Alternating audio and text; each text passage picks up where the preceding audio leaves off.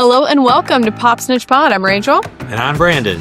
And this is a different setup for us because I'm going to be on the road this week. And we have recorded 3 episodes today. We backlogged some stuff because I've been sick and I'm traveling. So we're trying to get some stuff done today. We have watched, 9 episodes of Love is Blind now? Mm-hmm. So we figured we'd do a special episode of Love is Blind and then catch up on the Traitors a little bit too and just put out maybe a shorter episode than usual and then we'll get caught back up after that. We could talk a little bit about Southern Charm too if we have time. Mm-hmm. So we'll just we'll see where the wind takes us. Yes. But I do want to talk about Love is Blind. I had a theory that they had changed the contracts because we got 7 couples this time. Yes. And they have lasted further. So I looked it up. Sorry, I'm yawning.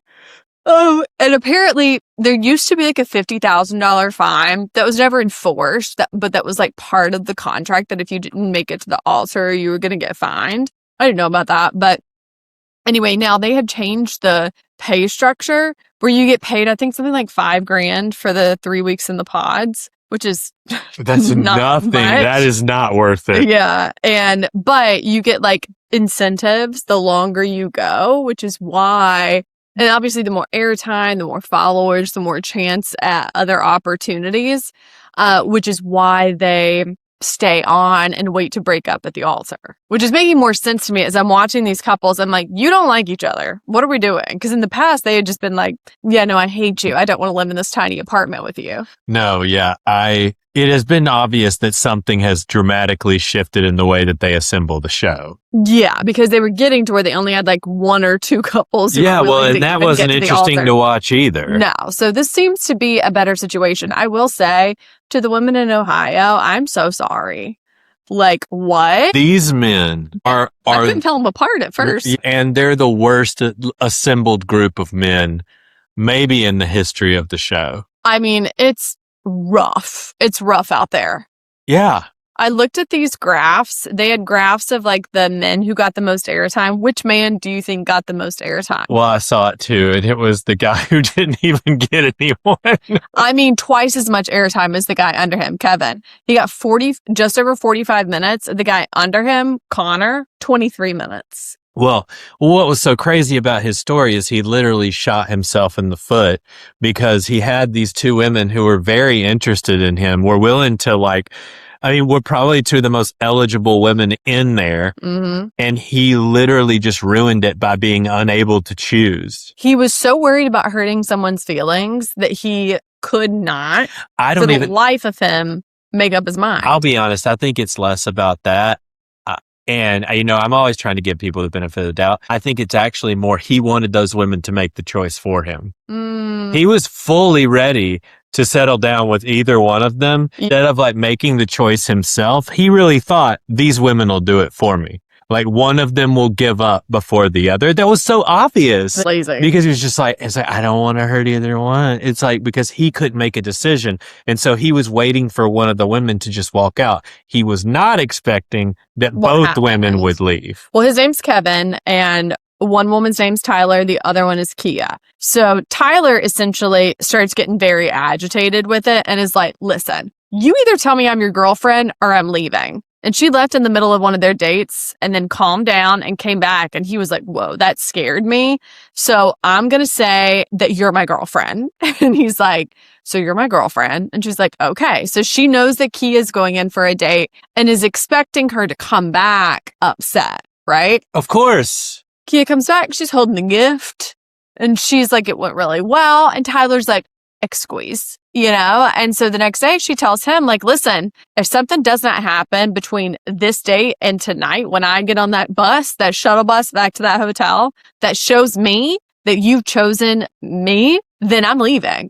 And I don't mean this date. I mean, I am leaving this experiment. You lose my number. You'll never see me. And he didn't do a thing. He just went to bed. Yeah. And he's telling the guys yes, tough decision. I mean, no movement. Then he walked into the pod the next day. He's like, Tyler, are you there? Tyler? What? He's like, she didn't show. Not there. Oh, I'm like, what in the world? And then he goes to Kia and is like, you're no one's second choice. But you are my second choice. And she just stops him and is like, okay, you are not ready for a relationship. Like, not even close. Well, thank God she had the sense. Yeah. I thank God she saw it for what it was, because I'm going to tell you that she couldn't have watched it back and been okay with how it went down. She was the most even. She didn't get upset when stuff was going on. Like, she handled herself with, I think, the most grace and maturity of, I would say, any single person on the show. I mean, without a doubt. What's so crazy is, like, I watched that and I'm like, wow, what a person. She'd be good to be with. Yeah. Do you know what I mean? Like, for sure. She's kind, she's caring. She also is sure enough of herself that she's not going to let someone walk all over her. Like, she was like, I choose me. Sorry. Yeah. I mean, why men can't get this through their head, that they really don't want the kind of woman who will not stand up for herself, has no opinions. Yeah. Like, I've never been attracted to that kind of woman. Not. And I just don't know why my fellow compatriots by it. Yeah. have not figured that out, that is not the vibe that you want. No. That is not a partner. And you get in a relationship because you want a partner. You want somebody to, like, live life with. You don't want a dependent. Yes. Yeah. And that's what he would have become. Oh. I mean, last year, was it Edmund or something? Yeah. He had a lot of trauma. Well, he did, but he would have been a dependent for that woman. He would have, yeah. And she realized that. She gave him time to, like, calm down, and that was like, this is not going to be a thing. But yeah, it was reminiscent of that to a much lesser degree. Oh yeah, I mean, there was significant weirdness in that last. Speaking of trauma, we also have Emma, who got the most significant airtime of the women. I think rightfully so. Yeah. I thought she was very interesting. She hired like 53 minutes. Yeah. So significant. She has a really interesting story. She is Chinese. She was adopted by white parents when she was 3. She had a birthmark that was, like, all over her body, essentially. And she's had tons and tons of surgeries. So she's got a lot of scarring on her arm, on her leg. She's stunning. But she has clearly, like, a lot of insecurity around that has happened due to, like, kids being and people, you know. And I also think it is, like, how it would be impossible not to have trauma around it. It would be hard not, and obviously people make fun of people, but, like, the fact that she has not found someone is not because of that. It's probably because of the trauma that she has around it, and, like, not being sure enough of herself. And I think when you look at situations like that, it's like, I do believe that this was a positive experience for her to not be able to have people make a decision, like a snap decision right off of looks. Yeah, I don't know if she said it in the pods. I don't remember, but, like, is she in therapy? I don't remember. I mean, I know that, like, her family did not even know that she struggled with the thing about her scars. Which is, like, and I'm like, where have you been? That? Yeah, I mean, like, hello? I mean, she is gorgeous. The scars are significant. Yeah. Like, they are all over her body. Of course it would be something she would be self-conscious and about. if you're parents and you aren't, like, picking up on that, what's wrong with you? I mean, it's already, like, if you're adopted, you're of a different race than your parents. There's already going to be an otherness that you're feeling that you would want your kids to, you know, have therapy for, or you to understand how to make sure that they don't feel that way or feel connected to their culture. Their response of being like, well, you're just so confident. And I'm like, come on, like, wake up. Where have you been? Yeah. That was not great. Yeah. And she is pretty adamant that she does not want to have children. She's concerned about her medical history, understandably so. And she just is like, I don't feel maternal. I don't really want to do this. Every man that she connected with in the pods, aside from Chris, who she kind of connected with, who we will get to later, is very like, I need you to bear my seed. I get wanting to have kids. Of course. By no means do I not understand that. And I realize that a lot of people pick their partners because of the life that they dream about a family and kids and stuff. But we have forgotten that the primary support for those children is the relationship. Right. So if you were with the wrong person, or if you are only with somebody because you think, oh, they would make a good mother, or they would, like, you're fundamental. Like, it has no surprise to me why 50% or more marriages end in divorce. Right. Because if you're not centering the relationship with which you are choosing to enter into, there is no way to move forward with, Well, and she ends up with Mike, who's like, I'm not going to force you. And then every conversation, he's like, I need kids. Well, if we don't have kids, I'm going to be, which is fair. Like, he has every right to be like, this is a want and a need of mine. But like, they can't get married. That's going to be a disaster. No, and I will also say, like, it's obviously I think he's like Italian or something, like a very Italian American His parents were like, you Chinese? Do you understand Italian? Well, do you understand Sunday dinner? Have you ever seen an Italian? I think she's like, no offense, honey, no offense, but do you understand? The no offense part was more about the fact that she was like, well, you want a family and we want to be grandparents. And like, we've talked much about that. Yeah. And watching them try to grapple with this was on TV. They were just like, and I get it. It's shock. You think your son's going to go on there and you're like, there's no way he's going to fall in love with somebody in 3 weeks and get married and all that. And then he comes back and it's somebody that you don't expect. Yeah. And then they're saying like, oh, well, there's a good chance we may not have children. Yeah. And like, you come from this very big Italian American family. Yeah. Like, I get it, but it was really, that was one of the more entertaining moments on the show. It was like, just gonna be like, no offense, honey. What are you doing, Mike? Like, what are you doing, Mike? Do you know you're Italian? Okay. I loved that part. It was very funny. But and it's also good for her to see, like, this is your mother-in-law. Oh, yeah. Yeah, baby. It's your mother-in-law. Yeah. And that's not always a bad thing. Like, some people like that, like, very involved family, but like, she's obviously her family's not that involved. They don't even know she's got trauma. Her parents are like in La La Land. That was bananas.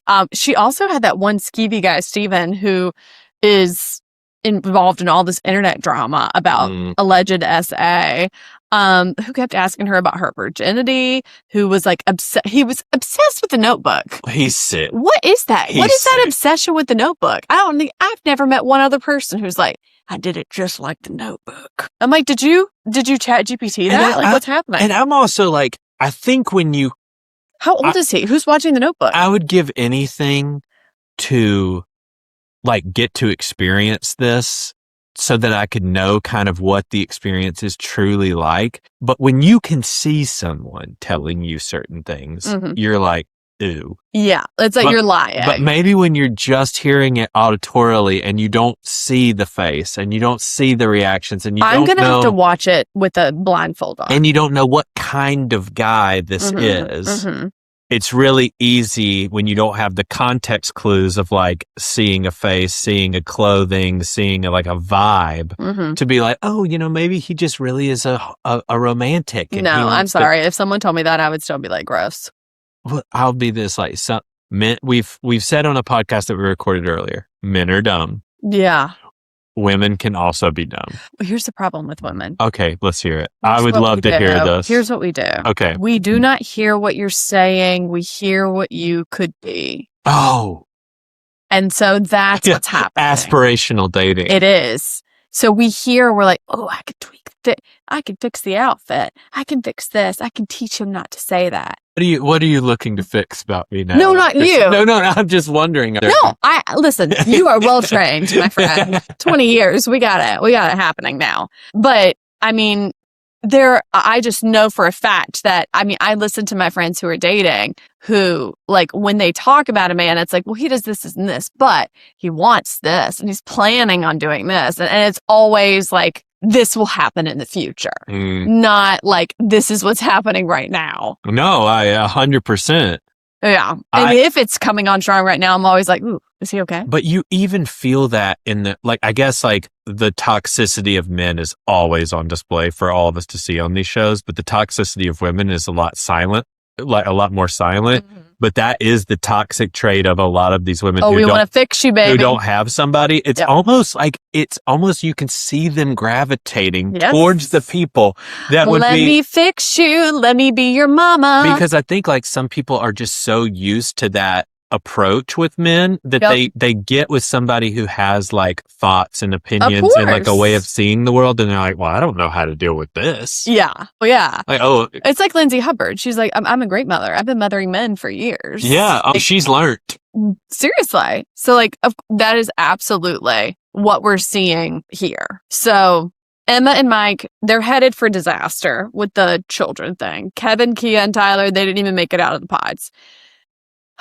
Then we have Bree and Connor. Breezy and Connor. Bree, this is kind of like another love triangle that is also kind of caught up. Like Emma was between Mike and Connor. Connor chose Bree, so Emma was like, Mike, I choose you as my number one. He was not her number one. No. So Connor chooses Bree instead of, who was his other one? I don't remember. It was someone who wasn't on the show anymore. And Bree's top two was Connor and this other short freak named Chris, who I hate, and we'll get to him in a moment. I have strong feelings. And she is so bossy and mean, and his whole thing was like, I love her because she gets on my nerves. And I'm like, sir. I mean, he's been abused in relationships. Like, seriously. I feel about him like I feel about that little punch monkey. Well, no, exactly. And I was thinking when he was saying that, I'm like, why does he keep saying that she annoys him? Like, that's kind of mean of him. Yeah. But what he was saying is, I'm attracted to this. I'm attracted to someone who's mean to me. Yeah. Yeah, that's what he means. It's like, annoys me is not what it was. An annoyance. It was attacking. Yeah, this person just needles and attacks me all day, and I'm so used to that I'm drawn. I'm into it. I'm somehow drawn to that. Yeah, I mean, he is just so typical Midwestern boy. I mean, his house was jarring. No, okay. His house was bad, but it was a house. Okay. Yeah. He had a home. Did it look like that his couch was a dog bed? Yes. Did his door not lock? Yes. Sure. Did his door not lock? Yes. But did he want to turn his garage into a man cave? Yes. But he had a garage. Like fake grass and But he had a garage. Okay. So when we get onto the next couple, we will I also come back want to talk here. about the fact that like he had his birthday in Mexico, and on his birthday was the day that she's like, Chris didn't really talk to me. And I did not catch that. Yes. I did not catch the birthday part. Yes. And she's like, he wasn't really like talking to me. And like, we were dating. Like, he was my number two in the pod. And like, now he's ignoring me. And Connor's like, he's sitting there wearing that little hat in his like matching set, like watching them flirt together. And he's engaged. Well, Connor handled that so well. He just kind of sat there and looked and was like, I don't love this. But wait, did he? No, he didn't say a word about it. Because that's the whole problem. That's why I think he's literally been in abusive relationship after abusive relationship. Because he just sat there and like, maybe he should have talked to her. I'm like, no. You say, why are you worried about this? You've accepted my engagement, and he is engaged to another woman. Yeah. So I know this is odd, but maybe get over it. Yeah. Or this is over. Yeah, I just feel sorry for him. Well, I do too, because he's a nice guy and he seems to have his stuff together. I think okay, let's go through this. Just because, and I'm not saying you're saying this, but just because a guy is blue collar does not mean that he does not have his stuff together. His together? Yes. And so my thing is, he has a home, a nice, like. No one is saying that he's homeless. But I'm also responding to the discourse online. Okay. Because like they're trying to act like he's like a fraternity guy. And I'm like, he has his own house. He's a man. He's just a dude. Single in his 30s. He's just a dude. Like, yeah. That's all I'm saying. He's just a boy. And that's it. And so I'm trying to protect him a little bit. And like he has this job that I feel like, because he's mentioned it so many times, that he's not proud of, that he and probably women have been like, you need to be ambitious for more. He seems like his sister was like, why do you keep saying you're blue collar? It seems like maybe he's like a sales executive or something. It's a dumpster business. No, exactly. But he's not out there like emptying a dumpster. No. Not that there's anything wrong with that. And shoot, the freaking the trash guys here make more than me. No, they don't make more than me. So, yeah, but like, there was a time when they made more than me. That's true. Yeah. So since I've lived in New York, they've made more than me for a long period of time. Anyway, all that to say, I feel like more of the problem is the way that he sees himself. Yeah. Which is that he deserves this kind of treatment and that his job isn't good enough to have somebody, even though he probably makes more money than the vast majority of these men. Well, yeah, I mean, some of them don't even have a job right now. That's what I mean. Good Lord, I'm unemployed. Yeah, You came on this show to find love and you're unemployed or underemployed. So this poor boy is being like held hostage by this mean woman. And she's very type A, very on top of things. She has a good job. She wants her house to be just so, and that's fine. The fact that she was attracted to Chris in the pods, if I were Connor, would already be a giant red flag to me, knowing that he's just like a skeezy dude. Oh. And then on top of that, when she saw him, and saw that he was 5'6" and looked like he worked in Santa's workshop. So let me put a little. Sometimes I don't feel like I get very often to share with you how men are with each other. Oh, is it because I hate them? Well, I don't spend a lot of time with men. You like my friends better. Yes, but I will say this. When you don't see a guy interact with women and he's just with guys, it is a very different version of a person you're getting. And they may be like two guys, they may be very supportive and very like give you a lot of positive affirmation and act, and they may be, and I'm not saying that it's even an act. Right. I'm just saying like there are just certain guys that you have a relationship with them outside of the realm of women, and you're like, oh, this person is supportive. They'll probably make a great partner. And then you see them with women and you're like, oh my gosh. I see. Like this person is off. Okay. And like their relationship to women and the way they treat women and the way they act about women is weird and off-putting. Okay. And it comes as a surprise because you've only seen them in this like male to male relationship of like support and being funny and being jovial and like creating a nice vibe amongst all the guys. And you think, of course, they'd be a supportive partner. And then you see them in their relationship and you're like, this is sick. There's a sickness happening.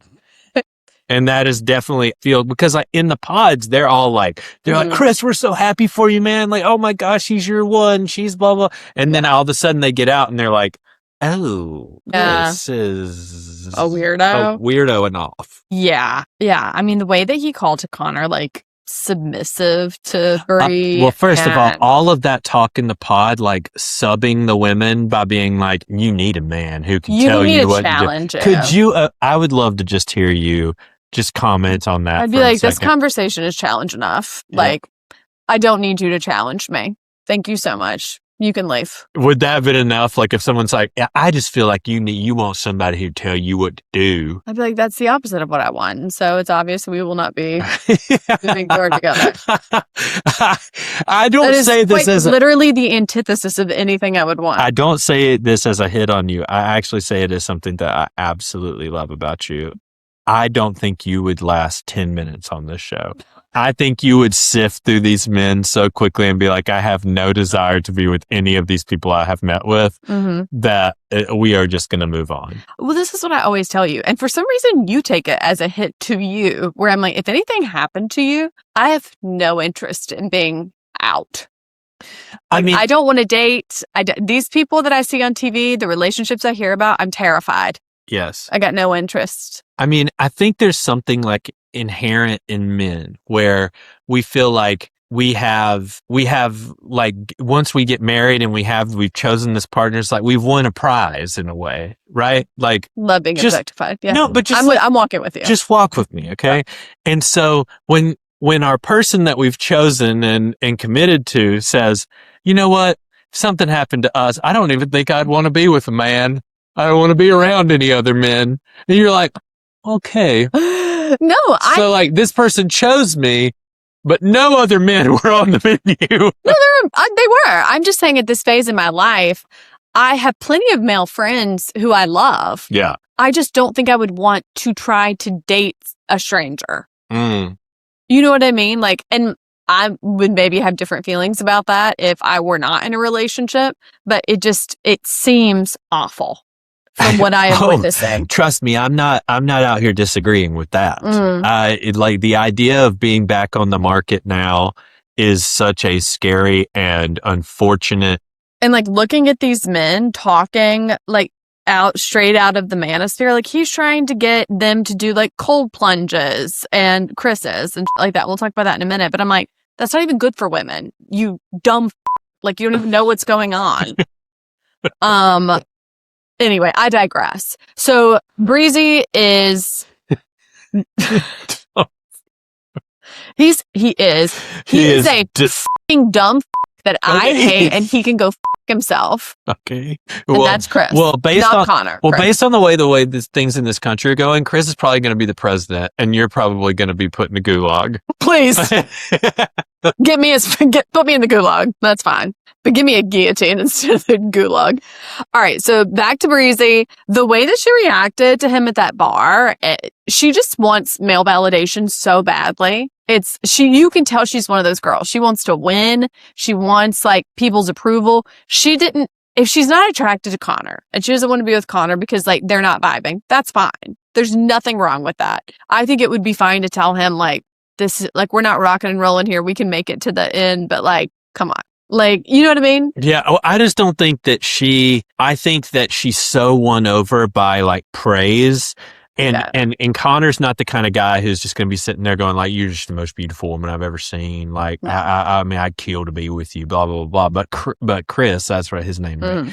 Chris is that kind of guy who will manipulate a woman just by like flooding her with like positive affirmation and like, oh, you need to be with a man like me. And like, I can treat you right. And I can sort of elfish fiend. That's what he is. I mean, that's one of the shocking things thinking about being back out there. I'm like, this is the kind of man I'm going to be competing against and losing to. You would not lose. I'm just saying, like. He's losery. I mean, I'm saying, like, these women, is it just because they're under the trance of the show? Yeah. You think? Well, yeah. I do think so. And there's like a shared psychosis that happens being in these environments. I think it's like anything. Like anytime you're in an environment where there's just a certain amount of people and you're spending like a really abnormal amount of time with them, it's like summer camp. College. Well, yeah. I think college at small colleges. Yeah. I'm telling you, being at college in like a 2,000 person, 2,500 person school, it is like a small community and you feel like you've dated everyone or have known everybody that you like. I mean, it really feels strange. And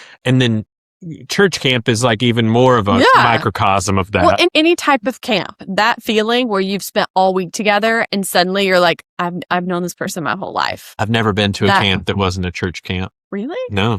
Interesting. Oh, yeah, you didn't play sports. You didn't go to sports camps and stuff or sleepaway or anything. Well, it's like that. I mean, even like watching, like if you watch like Below Deck, like if you're spending 6 weeks on a boat together, you see these people going after these guys or girls that you're like, interesting. But it becomes all about like charisma and personality and stuff like that. Like certainly looks too, but like it is this whole thing of like you're in a vacuum and you have limited choices. I remember I went to like a small school when I was growing up, and I remember my dad telling me like, you like this person because there are only X, Y, and Z people available. If you went somewhere else, you would never pay this person the time of day. There is so much truth to that. And I was like, oh, and he was like, you need to like open your eyes. And I remember him being like, I am stunned that this is like the stud of the school. Like he could not believe. And that was like his whole thing to me always. Like whenever it's in a vacuum, that's always going to be what happens. Like strange cream rises to the top.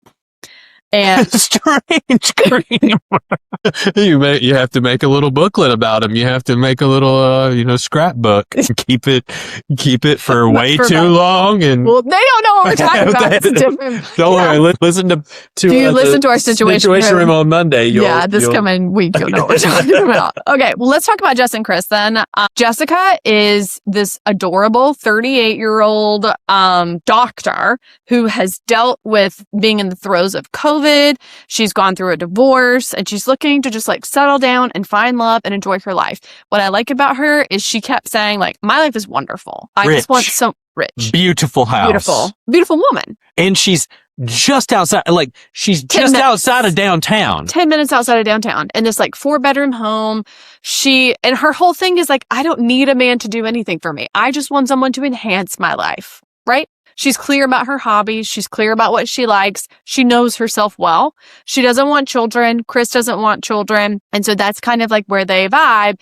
And he's constantly saying like, I'm active. I do triathlons. I do this. I do that. And she's like, that's great. I hate working out. I'd rather die. And they laugh and he acts like it's no big deal.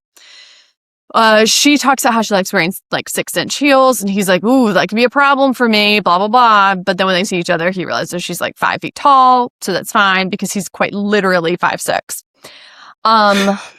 Your hatred. I despise this man. It's not short people in general. It is him. I mean, I could put together a sizzle reel of some things that you've said on this podcast that would say differently, but it's not all ahead. Short men. It's very specific ones who have reached not all men. Short men. All right. So in Cabo, she makes a couple comments like, you know, I'm sure you've been with gym rats before. I love that, like, you can go out for a run while I eat pizza. And he's kind of like, ha, ha, ha. Okay. For those not watching the show or forgotten who this person is, this is not some ugly or like even like not conventionally attractive woman. This woman is gorgeous and has a great body. Yeah. She just does not want to go and work out every day. Like she naturally has a great body. She's not big. She's not overweight. No. She's not like, not that like. She's just not like cut. Yeah. She's not like a bodybuilder. I mean, literally. She just looks normal. Any man would be like, that is a hot woman. She's cute. Yes. Yeah. I mean, she's cute. I don't understand. I think she is more attractive than he is. Oh my God. All he has going for him and his tiny little body is that he has abs. Okay. So while they're in Cabo, he's acting like he's like over the moon about her and all of this. They're having sex all the time, whatever. And then they get back. She shows him this like gorgeous home. And he's like, this is perfect. It's only like 10 minutes from my place. And then he leaves that night to like go for a drink with a friend and does not return for 48 hours. And then when they finally sit down with cameras, he's like, I just think you're being like really needy and like controlling with communication. She's like, I sent you 1 text per day. And then you never responded. Asking where you were and you didn't respond. And I thought that was disrespectful. And he clocks that he looks stupid. Oh. Because he thought he could make her look needy and dumb. And she's like, I got you. And so then he just pivots and is like, do you think we have a good physical connection? And you can see she's sitting there like kind of like this and she's nodding her head. And you can see that her body has like gone cold. That she knows where this is going. And he also knows from what they've talked about in the pods that this is one of her greatest insecurities, especially with him talking about working out all the time, like her body. This is just like, and I don't want to objectify her in talking about this, but the bottom line is, it's like, I would never look at this woman and think she could, you know, she could stand to do some Pilates. Could stand to do some gym work or oh, this is, if I saw her, I would think, oh, she probably works out. Yeah. She probably goes to the gym. She's not a bodybuilder, right? But she doesn't have like visible muscles, right? But she looks great. I'd be like, she probably takes care of herself. She probably eats right. And he's looking at her and talking to her as if like she has a horrendous weight problem that he has discovered. Like she's morbidly obese. Yes. And so he tells her like, you know, he's like looking up. He won't even make eye contact with her. And he's like, you know, it's really hard for me. Most of the girls I've been with, like, you know, I don't know how else to say this, but like they do Pilates and like they do CrossFit and like you don't do anything. And she just says, you know, this is one of my biggest insecurities, and if my body is not sufficient, and he says something like, it's something I think we can work on, because in his mind I think he's also clocking, I want airtime and I want the money to get to the altar. And then she is saying, oh, sorry, I don't have time for Pilates. I'm saving lives every day. I'm at the hospital for 12-hour shifts. I don't have the time or energy to go run a triathlon with you. And like, if I'm going to come home and spend any time with you and connect with my person, like it's already going to be hard. Yeah. So I don't have time to get up an hour earlier and go to the gym. And I shouldn't have to. And I don't want to. And I'm a healthy person. I'm a doctor, but I'm not going to the gym. And she's like, listen, if this is how you're feeling and you feel that my body is not sufficient for this relationship to work, then I am gonna leave. And she grabs her stuff and leaves, and this stuns him. And he's looking at the camera. He's like, I mean, I told her I'd work on it. And I'm like, you are a psychopath. What is wrong with you? What do you mean you work on being attracted to her? Well, and I'll also say this, like, I think there are all kinds of relationships that form, and like, maybe attraction isn't the first thing there. And there are like elements of it that you have to work on or that you have to get your mind around or whatever. Sure. Totally. But to go with this person that you've just met and said, oh, you're so attractive. You're gorgeous. I want to marry you.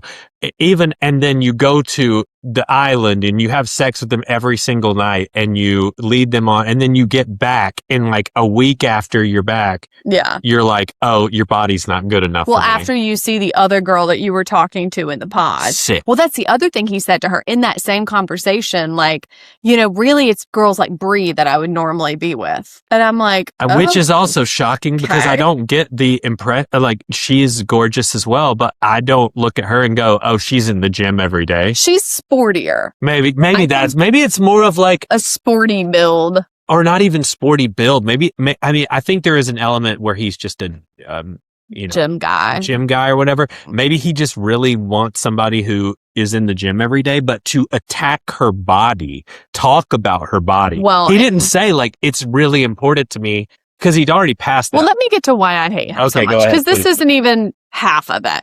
So they always do a meetup afterwards where like all the people who've been in the pods, they all get to finally see each other. So they go do this. He gets absolutely sloppy drunk, hammered. He keeps saying, I'm gonna be flying.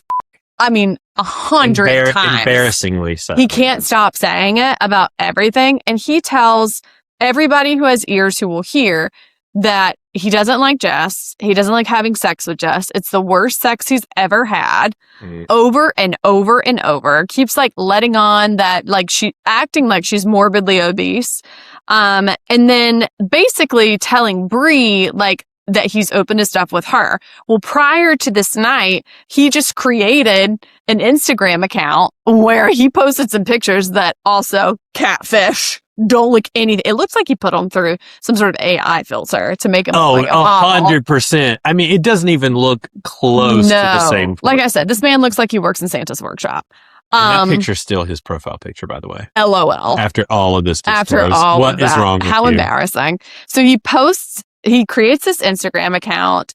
He posts pictures of him at a strip club, like, I guess with women on him, like pictures like that, like the day that he has broken up with Jess, right? Yes. And does it like on purpose to do like upset her, and then starts DMing Bree. And so Bree shows Connor. So Connor has all of this information coming into this meetup. And then he starts talking to Bree. That's when... And Bree knows this. Yeah. Yeah, that's important to notice. Yeah. And Bree's just sitting there listening to him. And he's like, I do think you need someone who's more dominant. And she's kind of like, Now, granted, they can manipulate the editing. Like, I try to keep that in mind for her. But for him, there's no manipulating that. He's literally cackling in the bathroom like a hyena with Alex, like a psycho, saying that he like is going to go after Bree because he doesn't respect Connor. And what's Connor going to do? Beat him up? I'm like, I could beat you up. Go away. So anyway, he is clearly like the villain of the season. He's horrific. But Alex is who's with him in the bathroom. And he, I think, is like, I don't know. All the guys are pretty terrible. Alex is with with Ashley, who is this beautiful blonde, like Barbie. Alex cannot shut up about having played soccer. Oh, my word. Okay. I was confused for a second, but yes, now we're on the same page. Yeah. Okay. So he played soccer. He's had a bunch of knee surgeries. Supposed to go pro. Let's just be clear. All he's done is play soccer in college and he got hurt at the last minute. He still was able to get drafted. Not first like he thought he was. Like goalie? Like fourth or fifth. Well, goalies are high value. Are they? Yeah. Okay. So he would be going like first. Okay. Striker or goalie probably usually goes first. But then like he got like 5 or 6 in the draft. I think it was like 12. Okay, well, still, it's the first round, 12? Dude, I don't know. I don't understand anything about what he was saying. But what I'm saying is, he still got drafted. Yes, and this is what has just, his life has been so hard. Well, he got hurt while he was there, and so he had to quit. And then he says that he pivoted into financial advising, apparently financial services. And then he started day trading. Okay. And then my favorite part was when he's trying to go through his jobs with her father and start saying like, I really want to get into crypto. I'm like, right now in 2020, right now is when you want to get into crypto. Okay. Interesting. Okay. What are your top 5 podcasts on your Spotify? I need to see them immediately. Oh boy. Yeah, I can tell you. They're not great. Nope. They're not great. Well, he talks about like Trump and all of that with her dad. Oh, too. Yeah. And they want to live in Florida. He's like, I think that's best. We're the great schools down there. I'm like, excuse? Yeah. And what he thinks is great about the schools is they've removed every person of color or LGBTQ from every book. Yeah. Now they've rewritten history and there's no slavery. Yeah. Now they can learn about Jesus in school. Yeah. And we won't be taking school off for things like Juneteenth. Right. Who needs that? Yeah. MLK Day? Get out of town. We're working today. That's right. Got to get to school. Learn about these myths. Yeah. Evolution. Get serious. Yeah, literally. So it was really hard, like listening to them. And it's clear that she's very maha and she's not on birth control. And he's nervous but she's like very sexual and he's nervous about having sex with her. And she's like, I know my cycle really well. And he's like, can we share the tracker? Which is crazy. Yeah. But also, I do understand him being nervous if she won't take any birth control. But it's also clear that he won't wear any protection. So I'm like, one of you has to do something if you don't want to have a kid. This is the insanity of Maha, though. Like, if you're both incensed, he won't wear a condom, God forbid, and she won't take any birth control. I mean, I'm like, well, y'all, it's going to happen then. Yeah. And she's like, don't worry, I'm tracking it. I'm like, how many times? Looking at it is not going to change it. But again, great education, right? So, his job, the way he's like, well, actually, look, I don't know what I'm trying to say. He repeats himself incessantly and is clearly lying to her dad throughout that entire dinner. But her dad is grilling him like he is on trial. Well, it's also funny. Just one more thing about that. Okay. Is like, yeah, all my Catholic and Mormon friends do family planning too. And they all have like 2 children. Literally. I'm like, they track their cycles. Track it all you want. You're going to end up tracking it to birth. Maybe you have 5 kids instead of 10. There you go. Well, then we find out too when they go to that meetup that Alex knew Priyanka, which after all of the lying about like the girlfriends, like after Ashley speaks to his mom, he also starts emphasizing that he must be a nomad and that I got tickled too. He's like, I saw the world. I went to Florida. I went to Arizona. I went to Denver. I'm like, oh, the world. Oh, we've really bastardized the term nomad from its original origins. I'm a nomad. I have to live in Arizona or Florida. I'm like, wow, so nomadic. But he's like, I've got this job offer for Florida. You need to quit your job or get your job to move you down there immediately. And she's like, I told you I'm meeting with them tomorrow and asking if there are any vacancies. Like, I can't force that. And he's like, she's trying to trap me in Columbus with a baby. And in her mind, she's like, he literally is not even giving me an option to try to like, I must be a nomad. Yeah. I must be a nomad. I'm like, usually nomads were nomads because they were like a tribe that was being, displaced. Persecuted. And displaced. Not, but like, you know what? I really just want to spend a month in France. Well, some people are like that. And I think like his mom makes more sense because she's like, I drive big rigs. I ride my bike. Like a lot of people do stuff like that. I'm not saying that, but the way he's talking about it, like it's a like like he wants all these things, but he must also, like, it's just an unrealistic version of it. None of it makes sense. It's like, I don't have a job and I can't provide for us, but you must become nomadic with me. Right. And he's like, I do financial services, but also I worked in Australia. What was it he all did? It was like crazy stuff that didn't make sense. Well, and her dad was like, I hate to say this, but this man has got a problem with the truth. Yeah. He's got an interesting relationship with the truth, he said. Yeah, he's a pathological liar. Clearly. And that's another one. I could hear him through that wall and know that he was lying. It's like anytime she started to push on something or even ask additional questions, it's like, well, I mean, no, if you're getting defensive. If you're getting the over and over again. He's like, well, you're hearing me get upset. Like I don't cheat. Like I was seeing her in September and then I saw this other person in September, but it was because I was upset. And so 2 days later, and it was like, woo. Oh yeah. There's evidence that like right before this, he was like involved with someone, maybe still kind of like seeing them, going to see them, went to like New Orleans or something to like see, I can't remember what city it was. I think it was New Orleans. Yeah. But it's like to see this person and have sex with them. And he finally like admitted to that. And like, it's just like a lot of unknowns. It's one thing if you like admit that and you've talked about it, but like he was playing it off like this person was just a friend of his that and she's like, well, what kind of friend? It's so clear that he's doing this on purpose to make her not want to be with him. Because the other thing that he did was he keeps saying he's not attracted to her.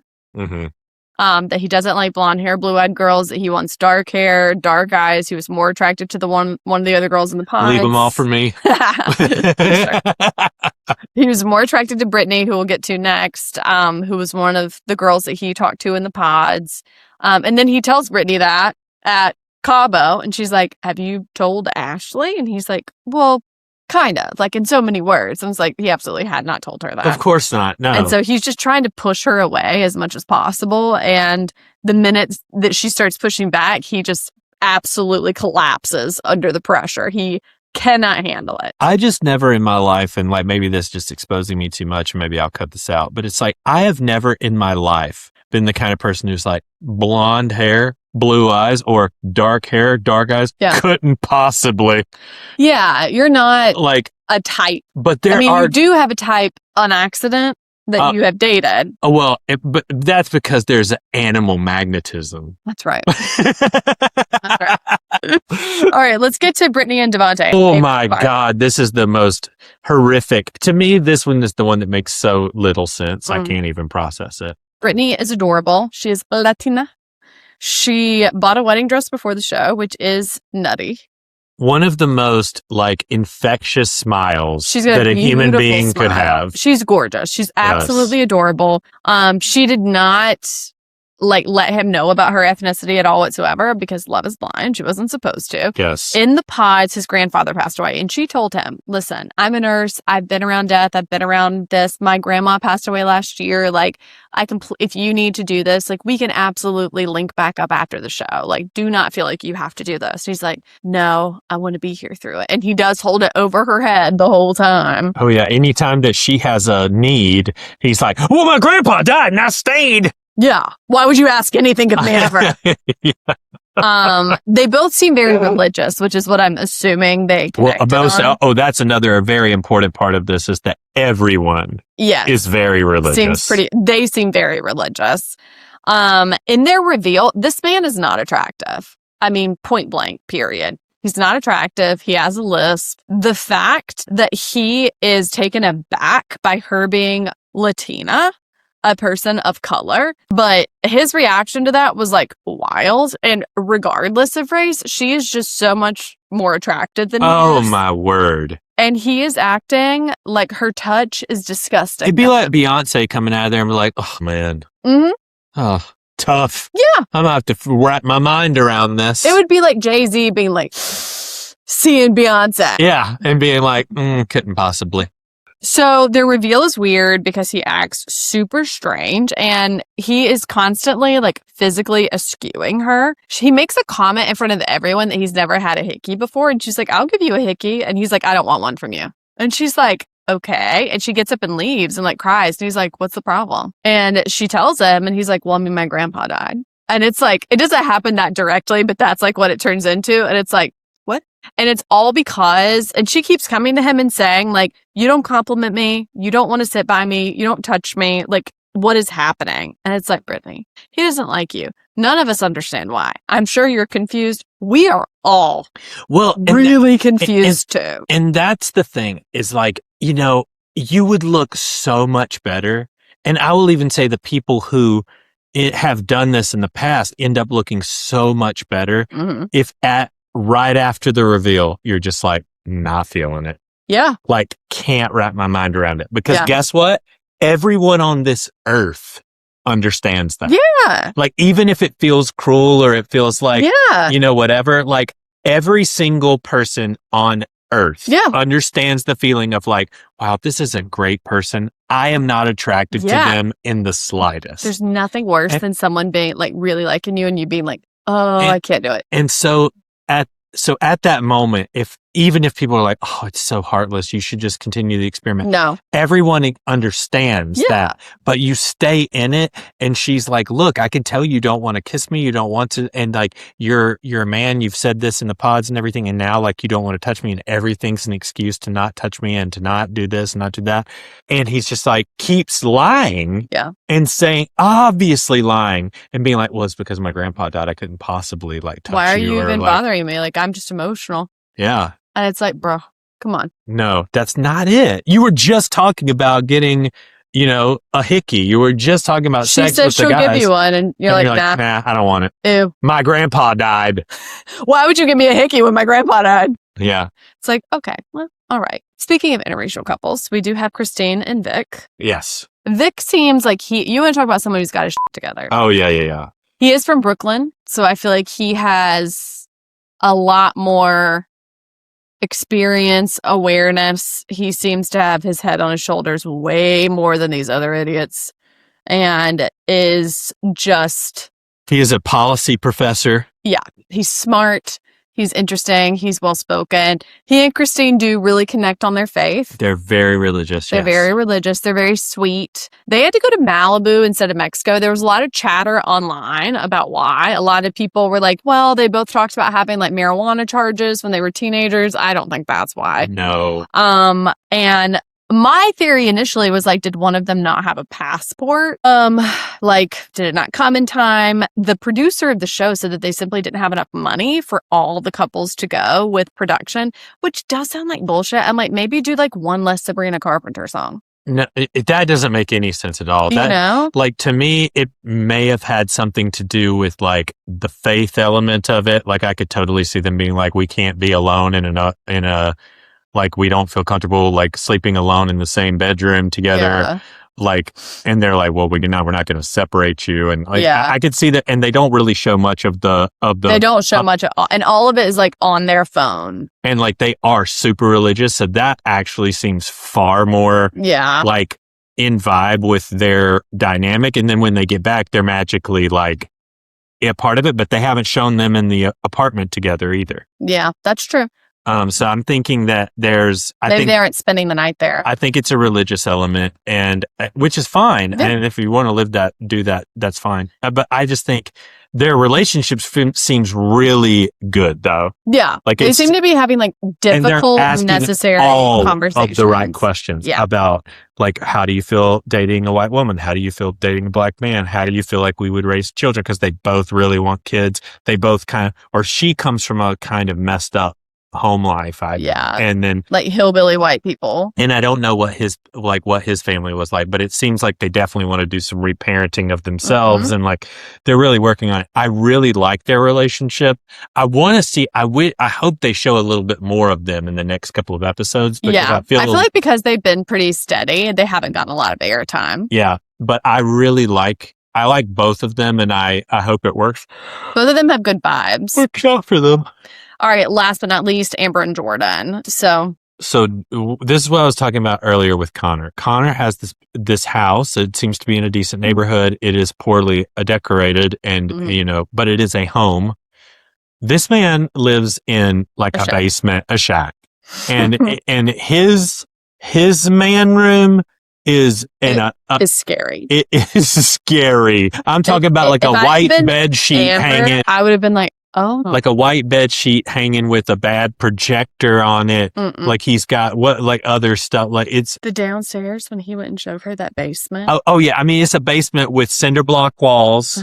And I mean, and there's just it's like Michael Scott beer signs on the wall. I mean, it is a disaster. And when I say that his upstairs, I mean, there's nothing there. No. There is nothing in this apartment. There's not one picture on the wall. Not one piece of art. He had 2 throw pillows. Yes, 2 throw pillows. He has a dog bed as a couch. Like, it is a mess. His bedroom is just stark white with the bed pushed up against the wall. And I mean, it is bad. Yeah. It is very That was the worst bad. one by far that we've seen. Whereas Amber has this house that she's like redone by herself and rebuilt and refinished. And she keeps trying to show him all the pictures. And you can tell that he's kind of like, okay, yeah, no, that looks great. Because he doesn't want to live there. She is an hour outside of Columbus. Yeah. Though. And he doesn't want to live an hour And he doesn't want to live an hour outside the city. But his excuse is not, oh, I've got a promising job and I couldn't possibly move out of the city and blah, blah, blah, blah. No, it's, I need more variety in my bars. Right. Correct. Your town has what? 10 bars? I need more. I know your daughter goes to school here and that it would make your life much easier if you didn't have to drive her an hour to school every day. But I do need a variety of bars. And like the thing is, like even and this is totally understandable, in the pods, like his biggest concern was, I don't know that I'm ready to have kids, and you have a kid, which I think is totally... Well, one of the things that he had said that was a deal breaker for him was kids. And so for him to end up with someone who already has one is, was really surprising for him. Well, and as a person who did not want kids, I would be more apt to be with somebody who had an older kid than I would to have kids of my own. Yeah. Do you know what I'm saying? So right. I get that too. I think he finds himself in a bit of a pickle where he feels like, okay, I have this life and I'm kind of being forced into this other one where he wants to be with this woman, but he's very afraid of his life moving really quickly. And I think he's genuinely trying it on for size. I think he is too. He's very sweet. I really like them. Yes. And I think they are great for each other. And I think he actually does need to embrace moving on and being growing up a little bit. an adult. Because like, okay, if he had his together and had a really nice house and had all this stuff together, he's like, I want to keep this life. This life is important to me. Yeah, that would be one thing. I'd be like, okay, I get that. His life is a shambles. It's bad. Like, he doesn't have a good job.